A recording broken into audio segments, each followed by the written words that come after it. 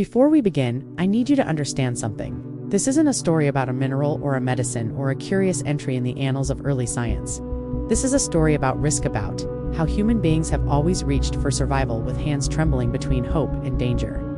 Antimony remedies did not merely heal or harm. They exposed a truth we rarely admit, that the line between cure and catastrophe has always been razor thin. And history is filled with those who walked that line because they had no other choice.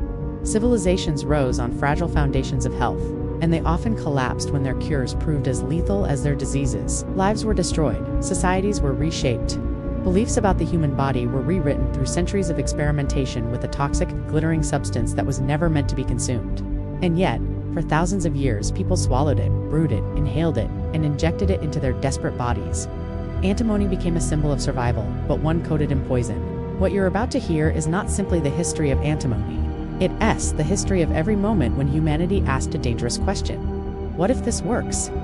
Before you settle in, take a moment to like this video and subscribe if you're interested in stories where science, danger, and human nature collide. And let me know in the comments where you're watching from and what time it is there. Phone away, distractions silenced. Let's begin. Our story begins in the earliest shadows of human curiosity, where alchemy, ritual, and medicine shared the same flickering flame. Long before laboratories, before textbooks, before physicians carried certificates, there were healers staring at rocks pulled from the earth and wondering what secrets they held. In the beginning, antimony was not a remedy at all. It was beauty, it was power, it was protection. Around 5,000 years ago, in the deserts of ancient Egypt, artisans ground stibnite, shimmering and dark, into a fine powder. Women and men dragged this powder across their eyelids, creating the smoky black cosmetic known as kohl. They believed it enhanced beauty, shielded them from the scorching sun, and warded off malevolent spirits. The earliest civilizations rarely separated the mystical from the practical, and antimony slipped easily between both worlds. The first chapter of this story takes us to the Nile Valley, where archaeologists uncovered small stone vessels filled with coal beside the mummified remains of nobles and priests. These containers, often carved with meticulous detail, served as both cosmetic tools and spiritual artifacts. Antimony even then had an aura of enchantment. Whether Egyptians realized its toxicity is unclear, but what we do know is that prolonged exposure already hinted at its darker potential. Yet beauty, especially sacred beauty, justified the risk. While Egypt refined cosmetic traditions, Mesopotamia transformed antimony into something sterner. Clay tablets dating to roughly 2000 BCE mentioned black eye paint used to treat infections. In a world where dust storms, river, mud, and swarming insects tormented exposed eyes, any substance offering relief even imaginary felt worth trying. Antimony, with its cooling sheen, became both adornment and medicine. But something changed as the centuries unfolded. As ancient healers watched their treatments influence the body in unpredictable ways, curiosity deepened. What else could this strange mineral do? Travel now to ancient Greece around 500 BCE, where the philosopher Democritus studied minerals with almost obsessive fascination. He described shimmering stones that, when heated, released vapors capable of altering physical states. Greek alchemists viewed substances like antimony as puzzle pieces of a cosmic design waiting to be deciphered. Although the Greeks used antimony primarily in metallurgy, their writings laid the conceptual groundwork that later physicians would follow. Substances could transform, and those transformations might heal. By the time the Roman Empire reached its peak, antimony had already entered the medical lexicon. Pliny the Elder, in the 1st century CE, described several forms of antimony, praising some while warning about others. Romans experimented with antimony sulfides for skin conditions, applying salves and poultices along the limbs of soldiers whose wounds festered beneath armor. The mineral's astringent qualities tightened skin and dried lesions, offering a crude but sometimes effective remedy. Yet even Pliny seemed uneasy. His warnings, though subtle, hinted at a profound truth. Antimony healed only when it didn't kill. However, the story deepens further when we cross into the early centuries of the Islamic Golden Age. Physicians like Al-Razi and Ibn Sina, known in the West as Avicenna, evaluated antimony with remarkable precision. Their medical encyclopedias, compiled between the 9th and 11th centuries, described its properties in thoughtful detail. Antimony, they noted, could purge the body, induce vomiting, and manipulate internal heat. These physicians understood more than their predecessors. They recognized antimony not merely as a remedy, but as a force to be controlled carefully. They used it sparingly, aware that improper dosage could lead to slow, painful deterioration of the organs. Yet despite its risks, antimony became embedded in medical systems from Persia to North Africa. It was often prepared in complex mixtures, combined with honey, herbs, or oils to soften its harsher edges. These early physicians established something monumental. Antimony could be a therapeutic tool, but only in the hands of someone who respected its danger. Still, antimony's path was far from stable. As trade networks expanded along the Silk Road, merchants carried sacks of minerals across mountains and deserts, and antimony traveled with them. In China, as early as the Han Dynasty, scholars recognized stibnite's ability to produce brilliant glazes for pottery. Taoist alchemists experimented with it in their search for immortality, heating the mineral in furnaces to extract elixirs. These mixtures formed part of the broader tradition of internal alchemy, where minerals, herbs, and metals blended to produce concoctions intended to strengthen the body and prolong life. Some of these elixirs, however, were disastrous. Records mention emperors and nobles who consumed antimony-based tonics and suffered agonizing deaths. The most famous among them was likely Emperor Jing of the Ming Dynasty, whose obsession with alchemical immortality led to years of consuming dangerous mixtures. Though the exact formulae remain debated, historians suspect that antimony compounds were among the ingredients. His chronic illnesses, dramatic declines, and lingering pain mirror the known effects of antimony poisoning, vomiting, organ failure, and relentless weakness. But antimony's reach did not stop there. As we shift into the early medieval period of Europe, monasteries became the centers of medical knowledge. Monks copied ancient texts, including writings by Pliny and Galenic physicians, and began experimenting with remedies in their own infirmaries.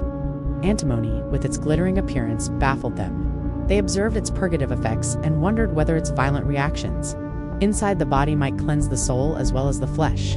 One recorded case comes from the monastery of St. Denis in the 9th century, where a monk named Brother Gerard, suffering from digestive torment, received a treatment mixed from antimony powder and medicinal wine. The result was dramatic. Hours of violent vomiting followed by quiet recovery. The monks believed the remedy had purged him of internal corruption, and antimony found new advocates among those who equated suffering with purification. However, these early successes masked a growing danger. Without understanding dosages, many healers simply guessed. Some patients recovered, others convulsed and died. The pattern repeated across Europe as antimony spread through medical manuscripts copied in elegant Latin script. By the 12th century, scholars at the Great Medical School of Salerno began formalizing antimony as part of the Materia Medica. Their writings describe both its therapeutic and hazardous qualities, calling it a precious mineral, yet one of fierce temperament. This duality, its promise and its peril, became the defining theme of antimony's journey through history. As we leave the medieval world and move toward the Renaissance, a transformation begins to simmer beneath the surface. Antimony, long seen as a mysterious substance of uncertain power, was about to become the centerpiece of medical revolution. But then, something changed. The quiet centuries of cautious experimentation gave way to an era of bold ambition, where physicians, alchemists, and philosophers sought not merely to treat illness but to reinvent the human body itself. The Renaissance swept across Europe with winds of inquiry that refused to accept the limits of medieval medicine. And in that moment of transformation, antimony, this toxic mineral pulled from dark seams of the earth, stepped onto the stage as both savior and threat. The second chapter reveals a world awakening to chemistry. As the 16th century dawned, a Swiss physician named Paracelsus ignited a revolution that would reshape the very foundation of medical thought.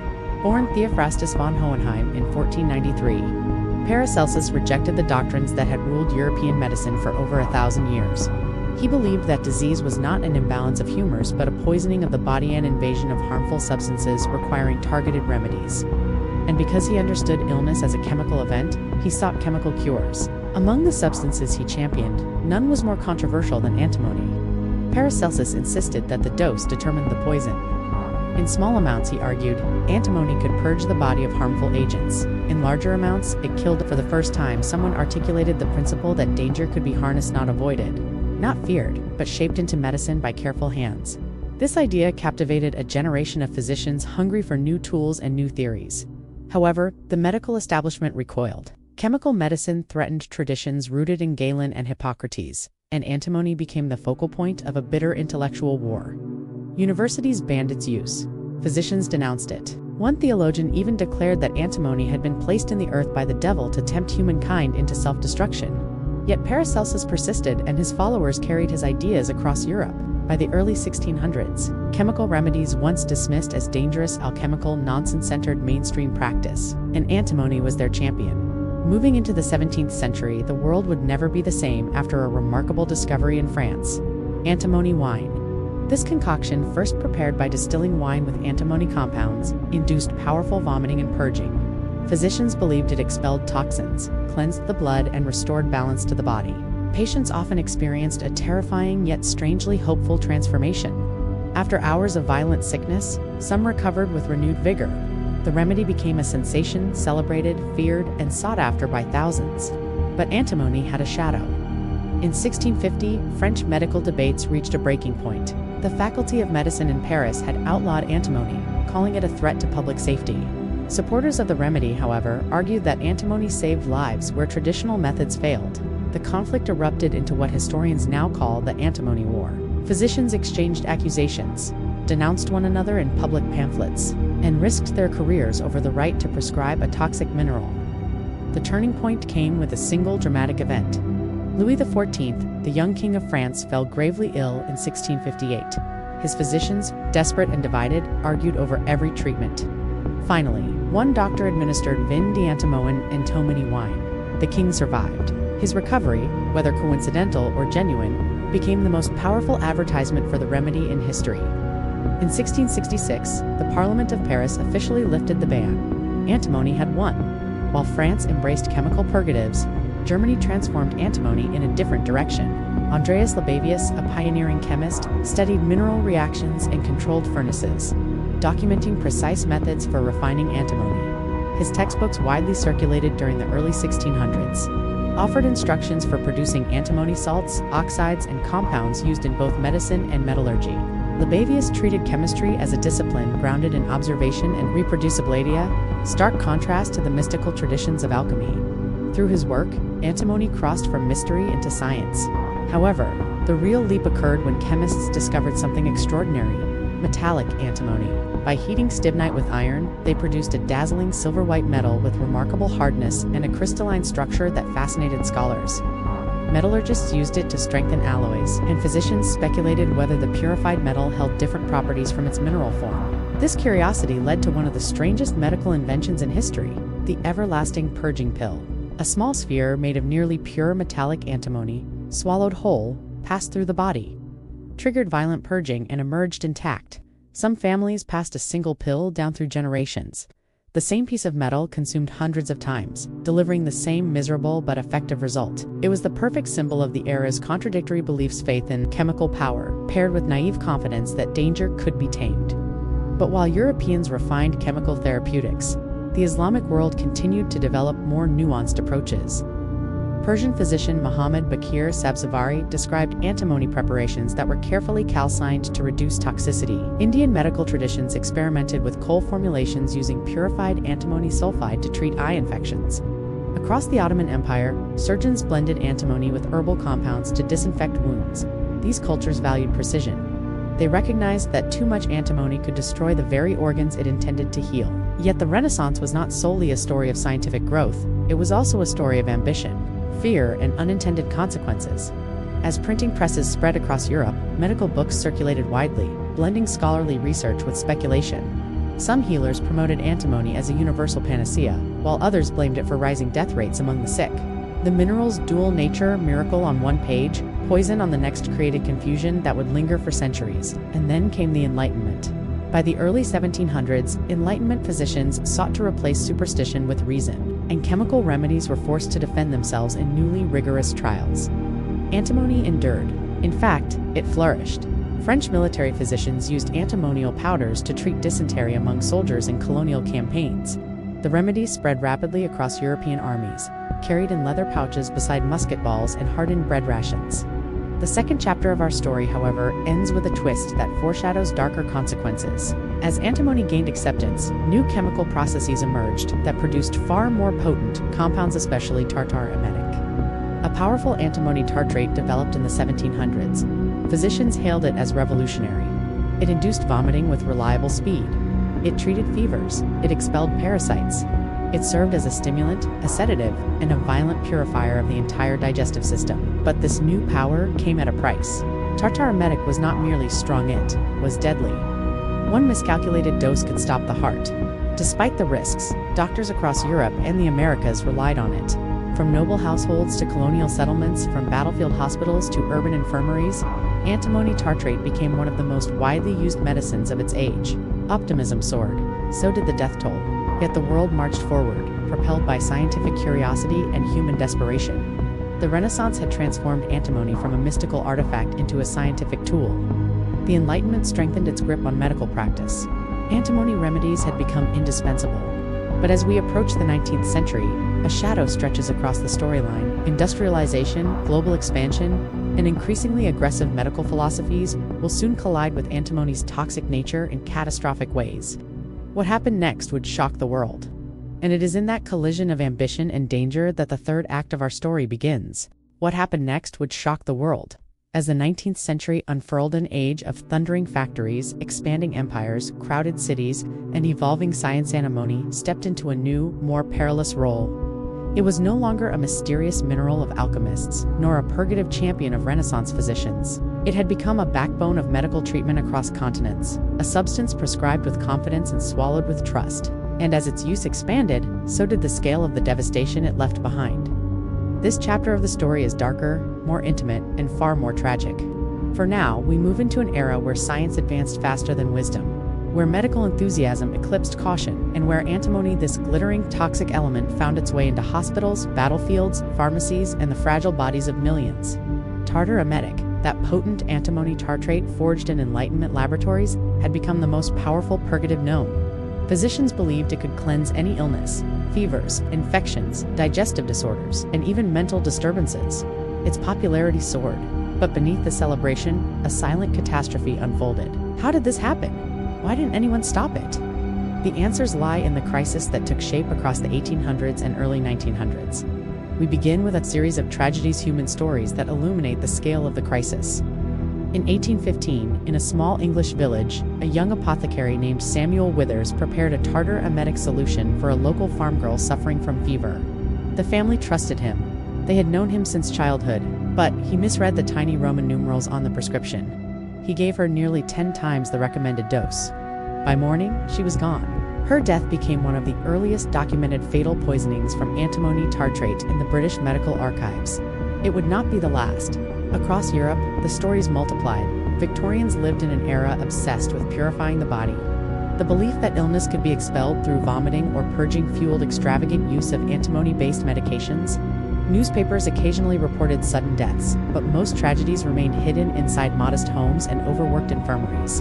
While common citizens suffered the consequences, another demographic bore even heavier burdens: soldiers.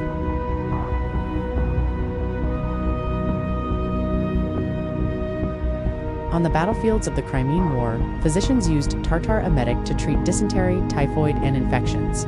Soldiers weakened by dehydration endured powerful vomiting fits. Many never recovered.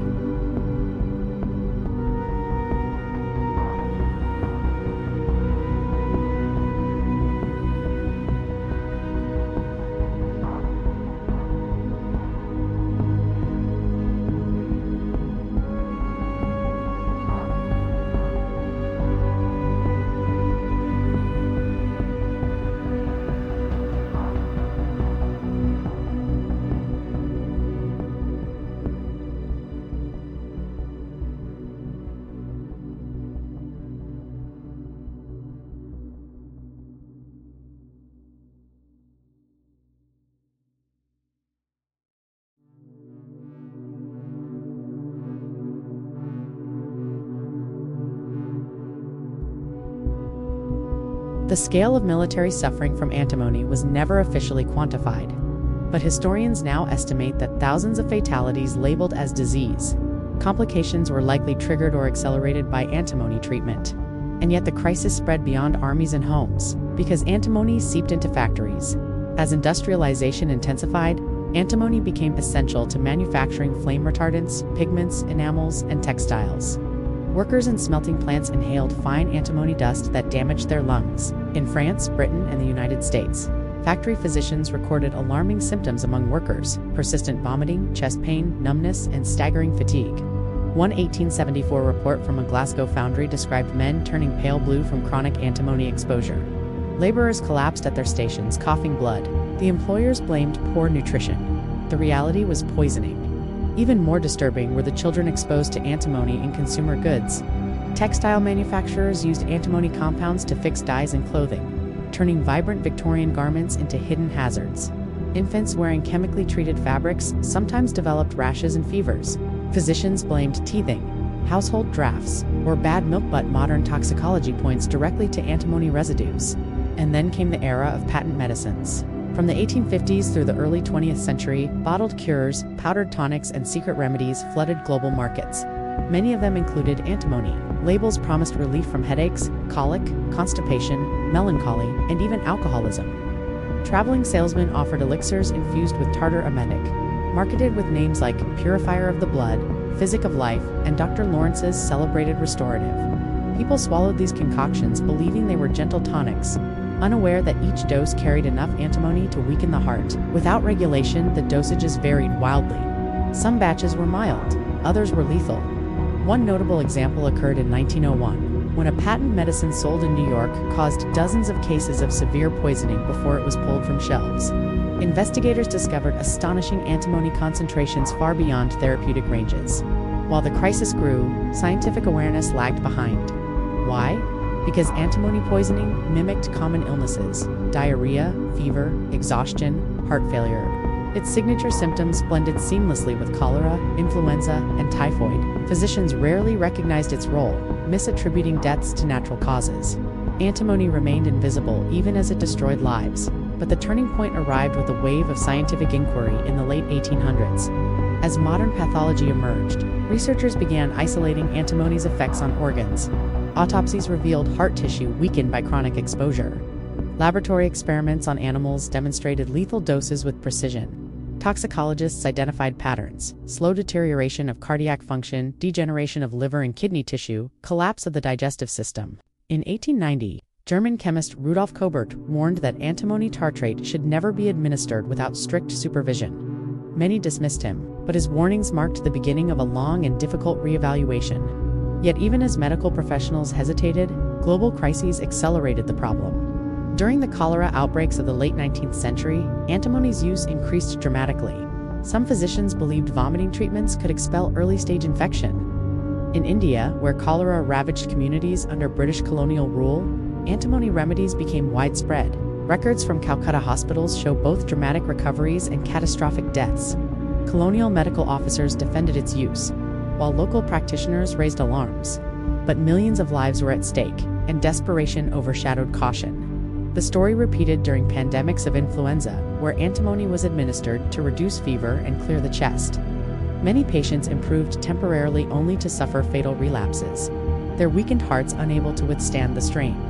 And then came the First World War. Trench warfare created brutal conditions: disease-ridden mud, contaminated water, inadequate sanitation. Military physicians once again turned to aggressive treatments, including antimonials, to fight dysentery and parasitic infections. Reports from British and French medical corps listed tartar emetic injections among routine treatments, despite known dangers. Soldiers at the Western Front endured not only enemy fire, but also the consequences of toxic medicine administered under extreme duress. How did humanity allow a toxic remedy to persist for so long? Because for centuries, antimony worked just enough to inspire trust. Its powerful purgative effects often produced short-term relief. Patients felt something happening. And in an age before antibiotics, vaccines, or sterile surgical tools, any reaction seemed better than none. However, the true scale of antimony's consequences remained concealed behind misdiagnoses, incomplete data, and the desperation of physicians with limited tools. By the early 20th century, however, something irreversible had changed. Scientific medicine matured, pharmaceutical regulation emerged, mortality statistics improved, and the lens of public health grew sharper. Researchers now recognized antimony for what it truly was: a substance whose therapeutic window was dangerously narrow, whose misuse was widespread, and whose historical cost was immeasurable. The antimony crisis, built slowly over centuries, finally entered public consciousness. Policies shifted, hospitals reduced use, factories adopted safety standards, and physicians began searching for alternatives. But this painful transformation was only the beginning. As we moved toward the middle of the 20th century, antimony remedies would not disappear. Instead, They would evolve reshaped by global conflict, scientific innovation, and the ongoing struggle to protect human life. As we approach the modern age, the story deepens. And the toxic elixir that once shaped empires would soon find itself at the center of new debates, new dangers, and unexpected rebirths.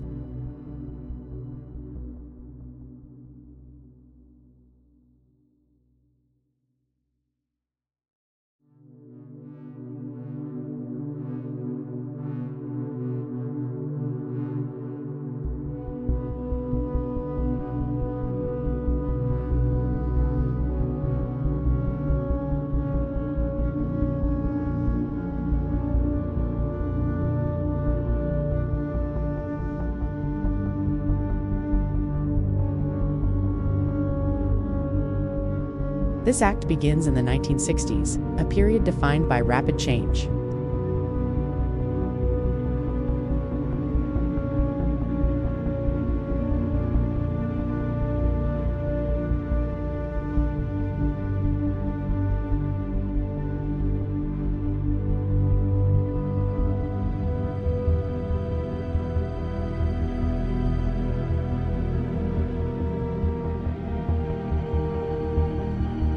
Its compounds, specifically pentavalent antimonials, remained the most effective treatment for a devastating parasitic disease known as leishmania.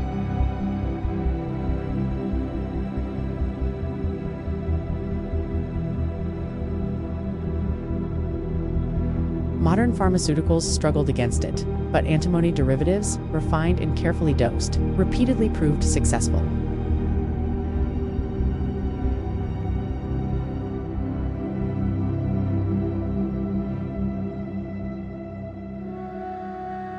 The modern story of antimony remedies begins with two principal drugs, sodium stiboglyconate and meglumine.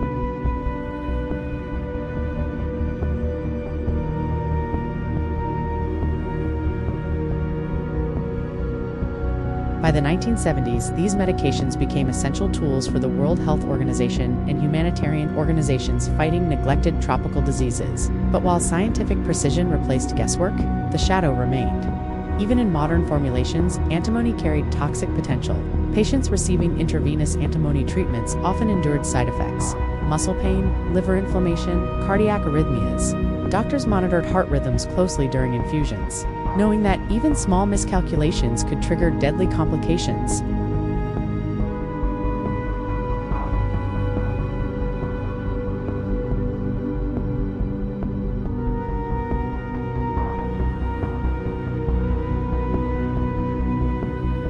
Manufacturing, electronics, and industrial chemistry embraced antimony compounds as flame retardants, catalysts, and stabilizers. The world became safer from fire hazards, but factory workers around the globe now faced the mineral's toxic dust once more. In Japan, during rapid post-war industrialization, factories using antimony trioxide for plastics reported worker respiratory illnesses. In the United States, safety investigations in the 1980s exposed antimony residues in textile facilities producing children's sleepwear garments designed to prevent fire, but carrying hidden chemical risks. Industrialization saved lives in one domain while quietly raising dangers in another. Yet while factories wrestled with chemical exposure, medical science entered a new phase. In the 1990s, genetic research advanced understanding of how antimony drugs targeted parasites at a cellular level. Scientists discovered that leishmania organisms possessed unique metabolic weaknesses that antimony could exploit, disrupting their ability to replicate. Researchers studied drug resistance patterns, uncovering regions where parasites evolved defenses, forcing global health organizations to adapt treatment protocols. During this period, we see case studies from around the world. In Brazil, outbreaks of visceral leishmaniasis in rural communities led to widespread antimony use, with teams traveling by boat along the Amazon River to deliver treatment. In Sudan, Medicines Sans Frontières recorded hundreds of patients whose lives were saved through carefully administered antimonial therapies during devastating epidemics. In India, especially in Bihar, millions of treatments were conducted across the 1980s and 90s, but growing resistance forced public health officials to reassess strategies. While one region saw remarkable recovery rates, another saw rising treatment failures. The global story became one of contrast, revealing how geography, poverty, and infrastructure shaped outcomes as much as medicine itself. However, the modern era brought not only medical advances, but also cultural shifts. As scientific understanding deepened, Public skepticism of chemicals intensified.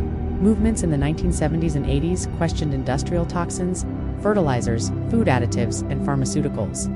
Antimony, with its haunting history, became a symbol of the tension between science and public trust. Environmental investigations discovered trace antimony leaching from plastics into drinking water. Researchers detected antimony in soil near mining sites. Public health debates erupted over whether low-level exposure posed long-term risks. Newspapers published alarming headlines. Regulators published reassurances. The debate continues to this day, quiet but persistent. But antimony's place in modern medicine remains secure.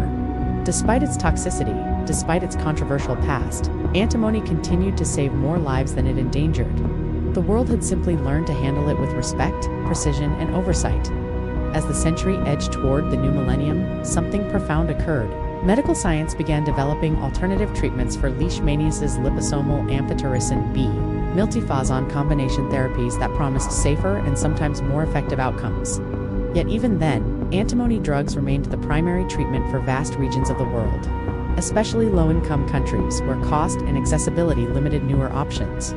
This era revealed a modern paradox. The wealthiest nations moved beyond antimony, while poorer regions, those suffering most from parasitic diseases, continued to rely on it. Antimony became not just a medicine but a marker of inequality. This, then, is the quiet truth of Act 4. Antimony never truly left us. It merely transformed, shifting from a universal cure-all to a specialized, life-saving medicine for some of the world's most vulnerable populations. But the story does not end here. The legacy of antimony continues into our own Timonua, world connected by digital communication, strained by emerging diseases, threatened by environmental change, and shaped by debates over science, trust, and responsibility. Today, we still grapple with the consequences of everything that came before. And Act 5 will bring us to the present where the ancient mineral, the toxic elixir of survival, still shapes lives, still sparks controversy, and still forces humanity to confront the choices we make in the name of health. Today, we still grapple with the legacy of antimony in an age of satellites, smartphones, genetic sequencing, and global health networks. It may seem strange that a mineral once used by ancient Egyptians as a paint still shapes the medical experiences of millions.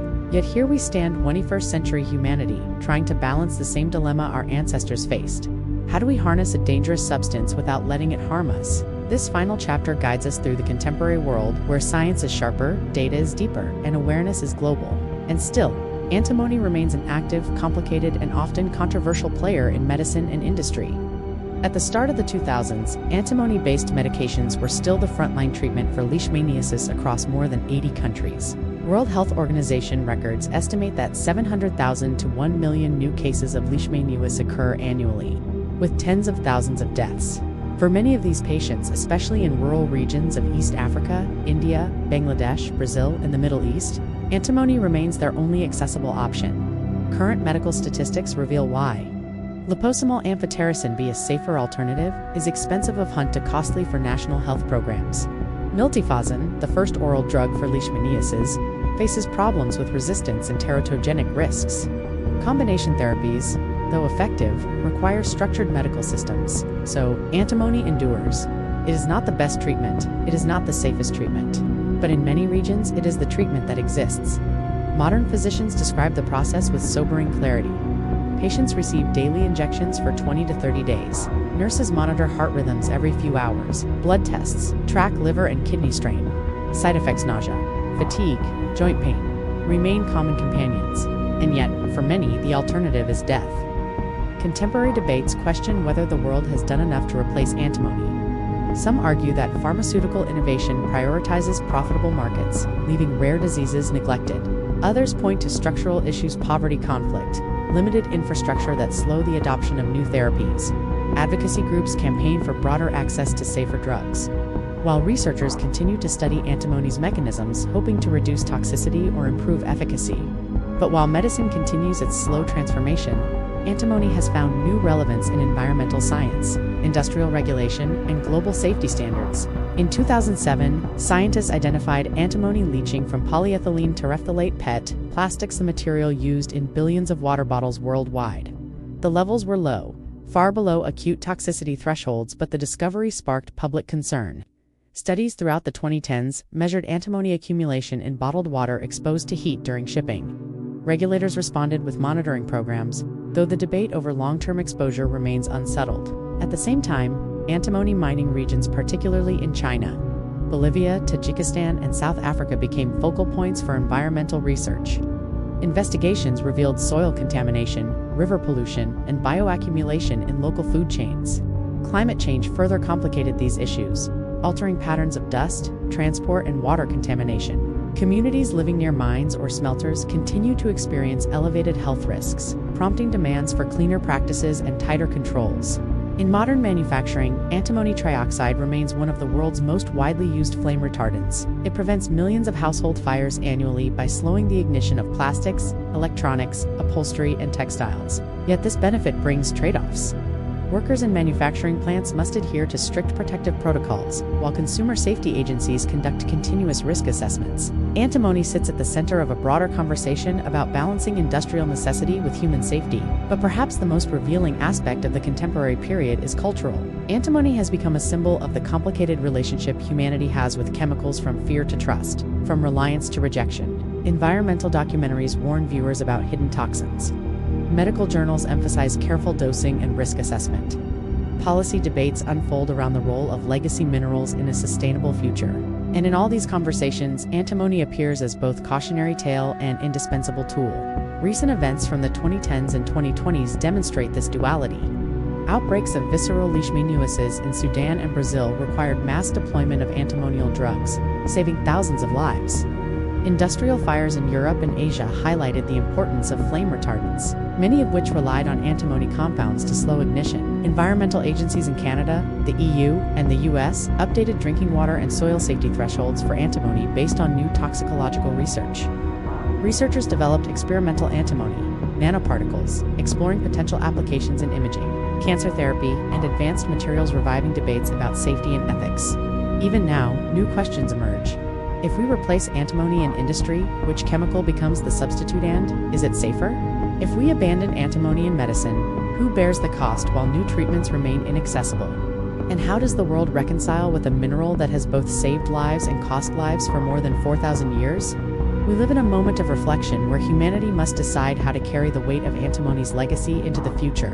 But this story, like all stories of survival, does not end with neat answers. It ends with awareness, responsibility, and the quiet realization that progress always carries risks.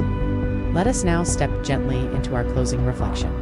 Before you drift into rest, allow the echoes of this history to settle. We have traveled from the black-lined eyes of ancient Egyptians to the heated laboratories of the Renaissance, through battlefields and factories into hospitals and research centers across the modern world. We have watched antimony shift from cosmetic to cure, from poison to remedy, from universal medicine to specialized tool. We have witnessed suffering, resilience, innovation, and consequence woven together through millennia. What remains is not a simple conclusion, but a reminder. Humanity survives by pushing boundaries, sometimes too far, sometimes just far enough. Every remedy carries risk, every discovery carries consequence, and every choice we make in medicine reflects who we are, what we fear, and how desperately we want to live. As the long journey of antimony continues, one truth endures. The story of healing is always the story of courage. And so, as the world turns quietly beneath you, breathe slowly. Let your thoughts soften, and know that the past, with all its shadows and lessons, has guided us to this moment. The story continues. Before we let this story fade into the quiet of the night, I want you to hold one final thought. Throughout history, humanity has searched for survival in the most unlikely places: in minerals, scraped from mountain seams, in plants crushed beneath stone tools, in ideas whispered through centuries of trial and error. Antimony, dangerous and miraculous, stands as a reminder that progress has always required us to walk toward the unknown. Even when the path ahead is dimly lit, we began in the deserts of ancient Egypt, where shimmering powders outlined the eyes of queens and priests. We walked through the laboratories of medieval alchemists and Renaissance physicians who believed transformation was the key to understanding the body. We witnessed soldiers on distant battlefields, patients in candlelit infirmaries, children wrapped in dyed fabrics, and factory workers coughing in the glow of furnaces. Across all these moments, one thread remained constant: a desire to heal, to purify, to survive. Antimony's long journey is not a chronicle of poison or cure. Alone, it is the story of uncertainty, of choices made in the space between hope and fear.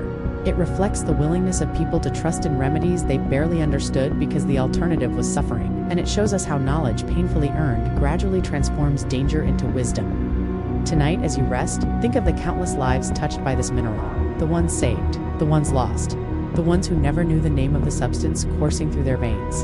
History is not shaped only by great battles or rulers.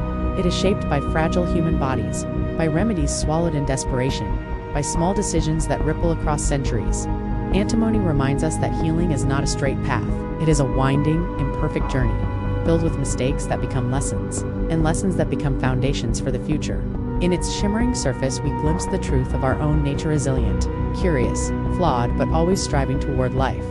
So let your breath slow, let your thoughts drift like sand settling after a long desert wind. The story does not end here, it simply sinks into the quiet for now, waiting for another curious mind to uncover its next chapter. Rest well, you are safe, and as the world softens around you, remember, every step humanity has taken, every cure, every remedy, every discovery has been a testament to our enduring desire to survive, to understand, and to hope. Sleep gently. The night is yours.